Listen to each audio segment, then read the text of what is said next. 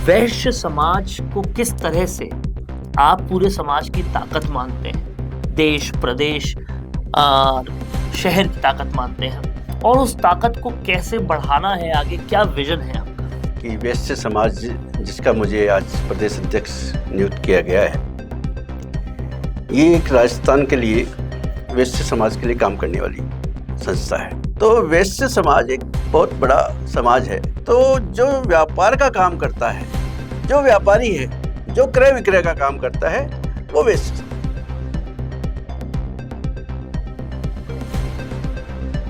तो वैश्य समाज व्यापार करता है, उद्योग चलाता है और जितने भी आपके व्यापार के बड़े बड़े काम हैं, इंडस्ट्री के हैं, जैसे आप किसी भी क्षेत्र में ले लो, आप जो भी नौकरी देने का, जो बेरोजगारी से संबंधित काम है, जो लोगों को रोजगार देने से संबंधित काम है, ऐसे पूरे प्रकल्प वैश्य समाज ही चलाता है।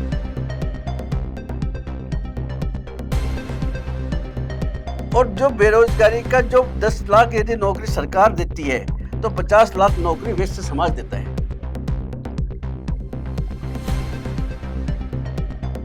तो वैश्य समाज भी एक ऐसा समाज है जो बेरोजगारी समाप्त करने का जो काम है सरकार का, उसमें वैश्य समाज का सबसे बड़ा हाथ है।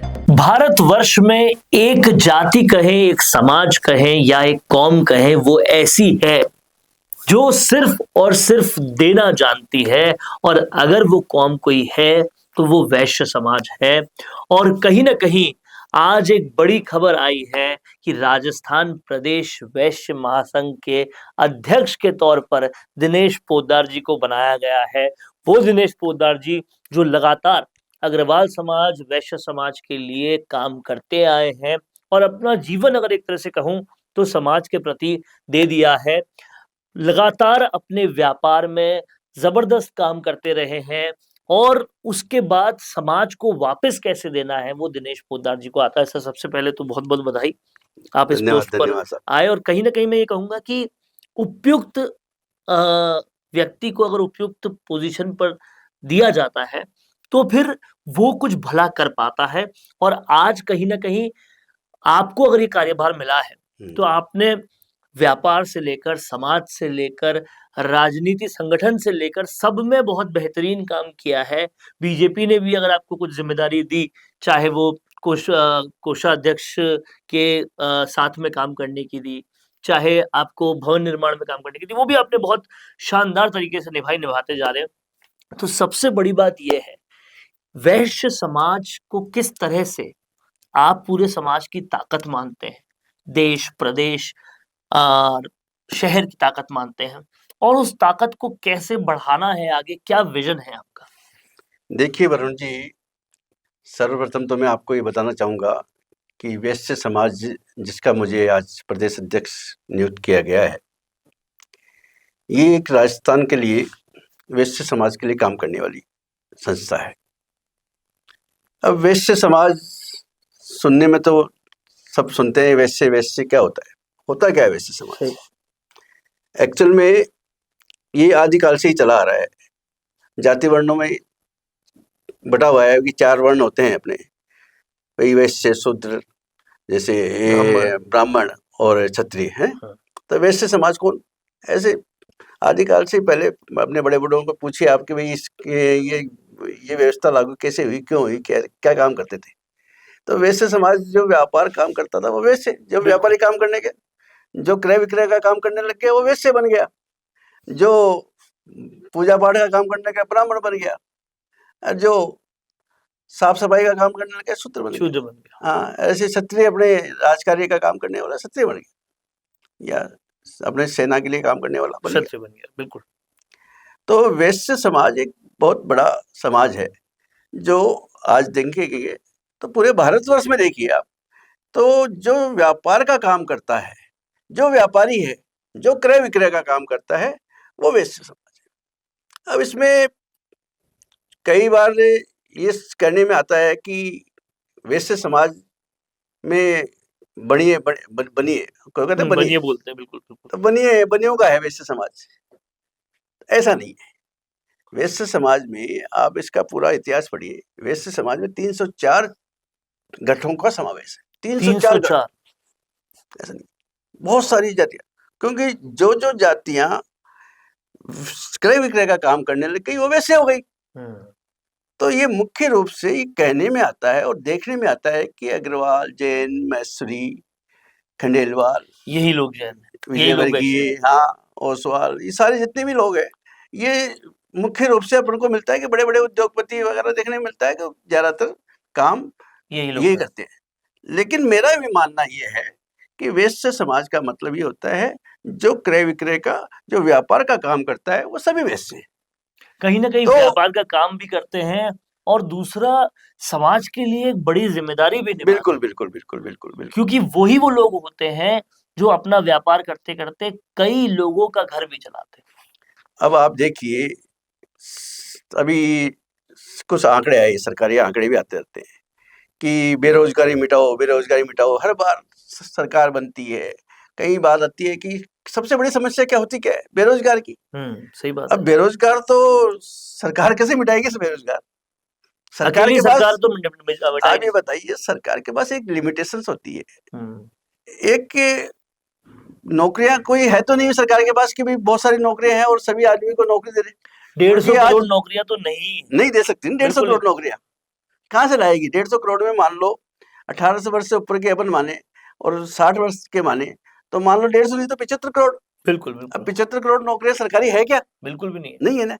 आप मुश्किल से सारा आंकड़ा देख भी ले और सरकार उनको कोशिश भी करे कि भाई अपन नौकरी दे सकते हैं, तो क्या ज़्यादा से मिलेगा? ज़्यादा 5, 7, 8 करोड़। 5 करोड़, 7 करोड़, 8 करोड़, 10 करोड़ दे देगी। बिल्कुल। इससे ज्यादा नौकरी तो सरकार दे नहीं सकती ना।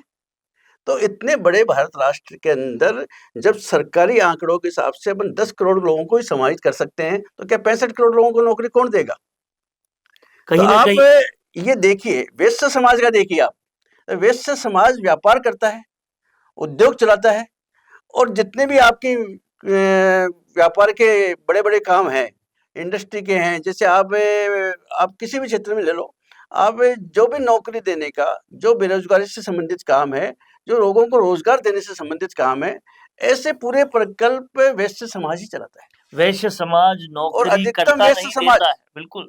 और जो बेरोज़गारी का जो 10 लाख यदि नौकरी सरकार देती है, तो 50 लाख नौकरी वैश्य समाज देता है। तो आप सबसे बड़ा काम तो ये करती है वैश्य समाज। सही बात। जब देने वाली चीज़ है, और वैश्य का हाथ तो हमेशा यही रहता है। आपने देखा नहीं वरुण जी? वैश्य का जो हाथ है, वो ऐसे देने में ही रहे। देने में रहा है। वो कभी लेने के लिए नहीं करता है, उसका हाथ ऐसे फैलाया नहीं जाता है। तो वैश्य समाज हमेशा देता है।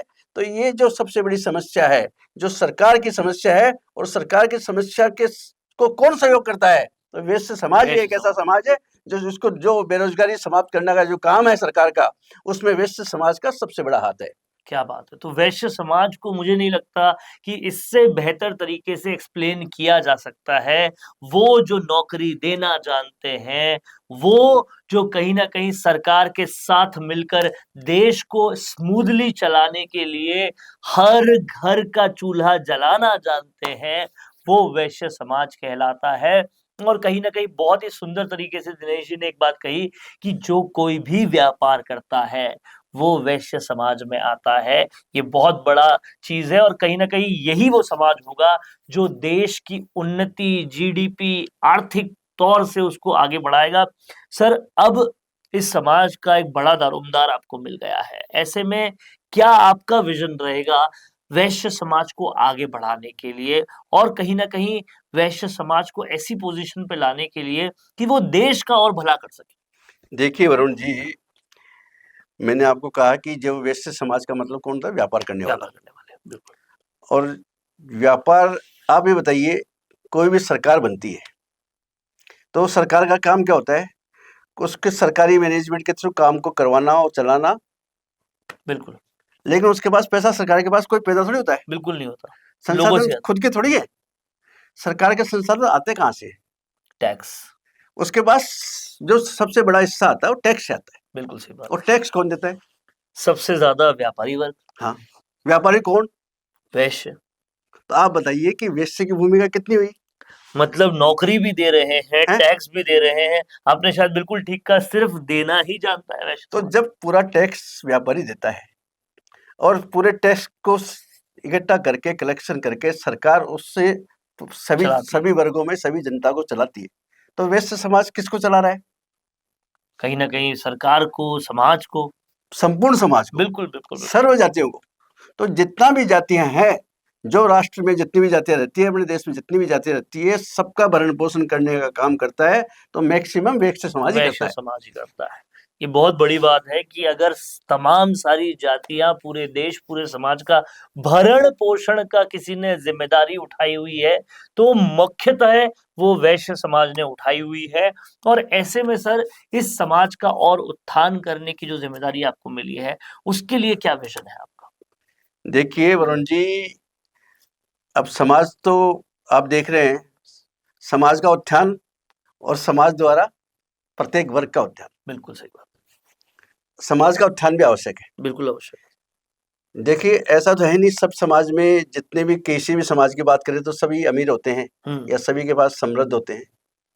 वैश्य समाज का भी बहुत सारा तबका, बहुत सारे लोग अपनी जो बिलो लाइन है ना, गरीबी रेखा में से नीचे गुजर रहे हैं। ऐसा नहीं है वैश्य समाज सब अमीर है। आर्थिक इसका भी रूप से निर्बल है। 50% व्यक्ति आर्थिक समाज आर्थिक दृष्टि से बहुत कमजोर है अभी भी। आप उनको भी आवश्यकता है, उनको भी व्यापार की आवश्यकता है।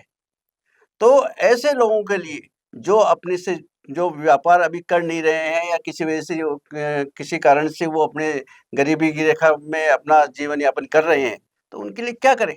कौन सोचेगा भाई? या तो सरकार सोचे या समाज सोचे। तो सही। वैश्य समाज का सबसे प्रथम दायित्व किसका बनता है? समाज का। समाज का। तो समाज उनके लिए कुछ करे।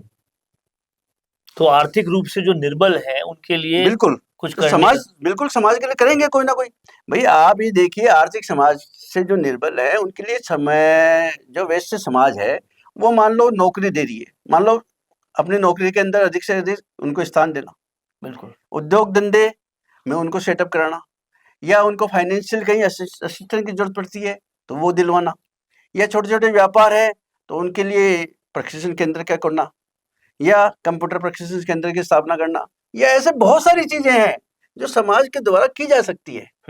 और मान लो लगता है अपन को कि समाज में ये चीज करने वाले नहीं है, तो अपन आज राजनीति में भी बहुत सारे ऐसे, आज माननीय प्रधानमंत्री जी की देखिए आप, उनकी क्या ही विजन है, क्या सोचना है उनका।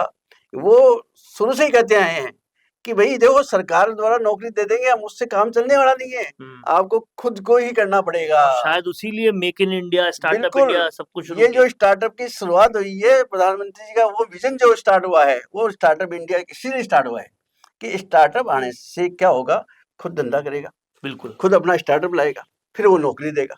तो आप देखिए, और इसमें भी देखिए वो जो इसमें कौन आ रहा है स्टार्टअप में, वैश्य समाज। 90% से ज्यादा वैश्य समाज के लोग।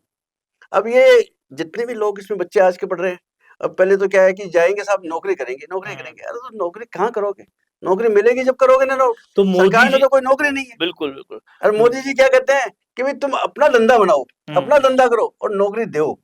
तो इस तरह से ये नौकरियां देना करना ये सब, तो मोदी जी ने जो विजन देखा है, उस विजन को पूरा करने का काम लगातार वैश्य कर रहे बिल्कुल हैं। कर रहे हैं। और स्टार्टअप इंडिया के तहत बड़ी बड़ी कंपनियां जो बन रही है, उसको मुख्यतः वैश्य समाज बना रहा है, जिसकी वजह से और ज्यादा नौकरियां बढ़ रही है, मिल रही है। ये एक बड़ी चीज है। इसी के साथ साथ अगर पॉलिटिकल रिप्रेजेंटेशन की बात की जाए तो उसमें क्या विजन रहेगा सर? देखिए पॉलिटिक्स जो राजनीति होती है, तो राजनीति में भी क्या है कि अच्छे लोगों की आवश्यकता है। बिल्कुल सही बात आजकल ये पहले वाली राजनीति नहीं है। है। पहले का मतलब जो ये जो पीछे का काल गया नहीं, कालखंड जो ये, इसमें क्या है, जो राजनीति का जो बिगड़ना बोलते हैं जिसको, राजनीति की स्थिति जो खराब हुई है वो बहुत ज्यादा हुई। बहुत ज्यादा। अब राजनीति में आज के समय में अच्छे व्यक्तियों की आवश्यकता है, लर्नेड व्यक्तियों की आवश्यकता है, पढ़े लिखे व्यक्तियों की आवश्यकता है, अच्छे जो व्यापार को समझते हैं। क्योंकि आजकल क्या है कि बिना संसाधन के कुछ हो नहीं सकता। सही बात। हर सरकार को चलाने के लिए भी पैसा चाहिए ना। तो आप ये बताइए कि सरकार को चलाने के लिए पैसा चाहिए, सरकार में मैनेजमेंट चाहिए, तो वो मैनेजमेंट किसके पास है? मैनेजमेंट करना और पैसा लाना, ये तो वैश्यों का ही काम रहा है। वैश्यों का काम है। तो सरकार में आवश्यकता नहीं है क्या वैश्यों की? बिल्कुल जरूरत तो है। यदि इस वैश्य समाज का प्रतिनिधित्व सरकार में बढ़ेगा और सरकार में आएगा, तो मैं निश्चित रूप से कह सकता हूँ कि जो ये बेरोजगारी है, ये जो आपके जैसे गहलोत सरकार छोड़ गई कर्जा-वर्जा, ये सब कर्जा रह जाएगा यदि ये वैश्य समाज आ जाएगा, तो ये कर्जा रहने वाला नहीं है, ये सब मुक्त हो जाएगा। वैश्य समाज का व्यक्ति आएगा, तो वो सरकार को भी समृद्ध करके जाएगा, बिल्कुल देके जाएगा, उसका काम देने का रहा है, वो सरकार को भी बिल्कुल समृद्ध करेगा। ये बहुत ही इम्पोर्टेंट बात दिनेश पोद्दार जी ने की है। वैश्य समाज सिर्फ देना जानता है। सरकार में अगर आया और अच्छा रिप्रेजेंटेशन रहा वैश्य समाज का, तो न सिर्फ कर्जा कम होगा, बल्कि सरकार में उद्योग भी बढ़ पाएगा, उद्योगपति भी अट्रैक्ट हो पाएंगे, और ये सारा कमाल अगर कोई कर सकता है तो वो वैश्य समाज कर सकता है। अभी आप देखिए, ये राइजिंग राजस्थान आया, सरकार के माननीय भजन लाल जी लेके आए। देखिए उनकी सोच भी कितनी अच्छी है। बिल्कुल, वो भी चाहते हैं कि भाई ये पहले साल में राइजिंग राजस्थान लेके आए ना, कि भाई आए उद्योगपति आए यहाँ, 35 लाख करोड़ के इन्वेस्टमेंट, इतने एमओयू हुए ना। अभी कल परसों ही उनका भजनलाल जी का एक स्टेटमेंट था कि 3 लाख करोड़ के एमओयू हमने धरातल पे लिया है। तो आप देखिए कि यदि एमओयू धरातल पे आए हैं और ये काम हुआ है, और इससे पैसा आएगा ना सरकार के पास, बिल्कुल टैक्स के थ्रू आओ, रोजगार आएगा नहीं आएगा? आएगा। जब रोजगार आ जाएगा, टैक्स से संसाधन पैसा आ जाएगा, तो बढ़ेगा ना, बिल्कुल बढ़ेगा। सरकार चलेगी नहीं चलेगी? बिल्कुल चलेगी। तो ये सरकार चलाने का काम तो वैश्य समाज कर रहा है ना, एकदम। तो उसका सहयोगी तो पूरी तरह से है ही। और जब ये रिप्रेजेंटेशन और आ जाएगा तीसरी चीज उसमें, तो ये और ज्यादा तो पहिए और अच्छी तरीके चलेगा। तो इसमें ऐसे व्यक्ति आ जाए, वैश्य समाज के व्यक्ति यदि समाज में पॉलिटिक्स में आ जाएंगे, उनका प्रतिनिधित्व बढ़ेगा, तो बहुत अच्छी तरह से सरकार चलेगी। यानी वैश्य समाज के व्यक्ति अगर राजनीति में आते हैं, तो राजनीति को, राज्य को, देश को उनकी जरूरत ज्यादा है, उनको राजनीति की जरूरत कम। ये कहीं ना कहीं दिनेश जी बता रहे हैं कि अगर वैश्य समाज का व्यक्ति आता है पॉलिटिक्स में, तो बहुत कुछ देकर ही जाएगा। और इसलिए जरूरत है आज की इस राजनीति को कि ज्यादा से ज्यादा उन लोगों को ले जो पीपल मैनेजमेंट जानते हैं, लोगों को मैनेज करना जानते हैं, अर्थशास्त्र जानते हैं, और वो और कहीं कोई नहीं, वैश्य समाज ही है। तो दो मेन इंपॉर्टेंट विजन आपने अपने बताए। एक जो आर्थिक रूप से निर्बल वैश्य है, उन्हें आप लोग पूरी तरह से प्रबल करेंगे ताकि वो आगे और नौकरियां दे पाए। और दूसरा जो राजनीतिक